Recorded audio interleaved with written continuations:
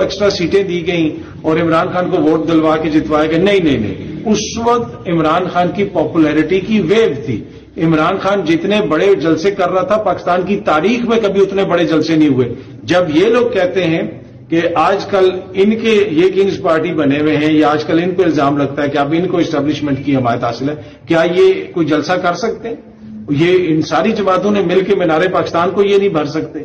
تو جلسے اور ووٹ جو ہے وہ آپ کو اسٹیبلشمنٹ نہیں دلوا سکتی. ہاں پری جو ہے پول اس میں کوئی مدد ہو سکتی ہے, ووٹ پڑنے کے بعد کوئی جوڑ توڑ میں مدد ہو سکتی ہے, وہ پاکستان کی تاریخ کا حصہ رہا ہے, اس کو کوئی اس فیکٹ کو آپ ڈینائی نہیں کر سکتے, لیکن کبھی بھی وہ ووٹ نہیں آپ کو دلوا سکتے. اور یہی ان کا المیہ ہے, یہی ان کا ایشو ہے.